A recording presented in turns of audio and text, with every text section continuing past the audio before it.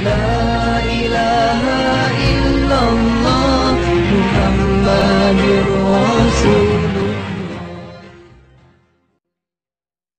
Wah, saya tadi tertarik dari satu diksi namanya world view, paradigm. Wah, itu keren banget gitu ya.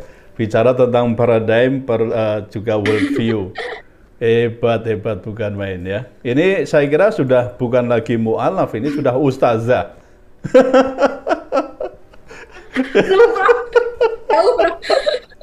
Iya. Oke, ini saya agak... Masa mu'alaf sudah terlampaui. Oh iya, beliau. saya akan agak naik lagi dikit ya. Saya naikkan lagi, tadi sudah sampai di aspek praktis gitu. Saya coba naik lagi ke aspek ideologi. Kita tahu kan ada paling tidak ada 3 ideologi besar ya yang bersaing di dunia ini. Ada ideologi liberal kapitalisme, ada sosial komunisme, dan juga ada ideologi Islam. Nah, menurut Dr. Karissa, di antara 3 ideologi itu, mana yang selaras dengan sekaligus yang bisa membawa Dr. Karissa itu untuk menuju pada fitrah manusia? Ya, ini agak dikit saya naikkan lagi ya, soal ideologi itu. Ya, betul. Terima kasih, Bro.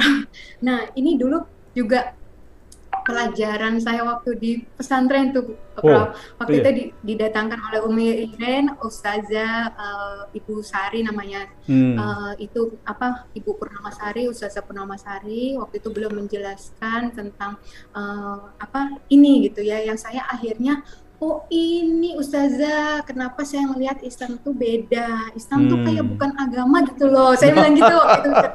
Oh ini jawabannya gitu. Waktu saya mikir kayaknya ada yang beda dengan Islam ini gitu ya. Menurut saya ini bukan hanya agama gitu ya, ini pasti ada yang beda. Ternyata terjawab di sini gitu ya. Belum menjelaskan tentang ideologi Islam ini bahwa dibandingkan kan ya Prof ya antara kapitalis tadi liberal, kemudian sosial komunis. Nah, kemudian Islam gitu ya. Dan memang ya betul cuma satu-satunya yang sesuai fitrah, ya memang Islam sendiri gitu ya. Ketika semuanya mungkin pusatnya adalah manusia, makhluk, tapi Islam lah yang pusatnya justru Allah gitu ya. Dan sumber hukumnya itu mungkin yang lain berpikir dengan akalnya manusia, tapi ini kita dari wahyunya Allah. Kemudian dasar akidahnya juga udah jelas beda gitu ya. Kita kan la ilaha illallah gitu ya, qul huwallahu ahad gitu. Dan apa namanya, kemudian juga tujuan tertingginya itu gitu. Ketika yang lainnya mungkin materi, mungkin kepuasan dunia gitu ya. Tapi ideologi Islam ini tujuan tertingginya adalah ridho Allah tadi. Itu yang jelas, yang udah pasti sesuai fitrah, ya memang Islam ini gitu. Wah, memang otak dokter itu kayak gitu ya. Ini hasil diajarin, Bro. Wah, loh, iya diajarin tapi nggak, maaf ya, tidak bebal itu loh. Jadi itu makanya dikatakan mustanir itu kan karena disentil dikit langsung nyala gitu loh. Ya, alhamdulillah ya Prof ya, alhamdulillah masih dikasih. Apalagi yang nyentel soalnya profesor. Bukan main, nah, hebat betul ya. Oke, Dokter Karissa. Jadi saya akan lanjutkan dikit nih. Ini ini saya turunkan ke aspek pragmatis ini. Hidup ini kan fluktuatif ya, dokter ya. Jadi kadang susah, kadang senang, bahagia, sedih. Nah, ketika ke depan hidup Dokter Karissa itu lebih susah gitu ya, karena hijrah ke fitrah ini, apakah ada niat dokter itu untuk murtad atau keluar dari Islam? maaf ya, ini saya tanyakan ini. Ya betul, nggak apa-apa Prof, betul. Itu kekhawatiran saya juga Prof. Ya maksudnya kita kan ya betul, manusia itu satu detik ke depan pun kan nggak tahu ya Prof ya gitu, dan Allah yang maha membolak-balikan hati manusia gitu. Dan yang saya tahu kita dihitungnya terakhirnya itu ya Prof gitu. Mau kita sekarang full gitu ya, beramal soleh gitu ya, tapi ternyata ujung akhirnya kita murtad, mungkin kita syirik gitu ya dan sebagainya gitu. ya yang dihitung yang terakhir gitu. Sebaliknya ketika kita nggak boleh sombong juga ketika hari ini kita lihat banyak orang-orang yang mungkin belum mendapat hidayah gitu ya, ternyata justru akhir hidup mereka lah yang ternyata justru kembali ke fitrah, kembali mendapat hidayah gitu. Jadi itu kekhawatiran saya juga, Prof. Jadi memang doanya ya selalu itu di istiqomah, sholat ya muqallibal qulub sabit kolbi ala dinik. Iya betul. Jadi istiqomah itu benar-benar bukan upaya manusia ya kita ya, Prof ya. Betul-betul yang saya rasakan itu benar-benar rahmat dari Allah gitu. Selalu minta dikasih istiqomah karena manusia mah lalai, tempatnya lalai ya, Prof ya. Jangankan untuk per hari ya, Prof. Dari waktu sholat ke satu sholat aja, alhamdulillah bisa tahajud, ketiduran subuhnya telat, bisa jadi gitu.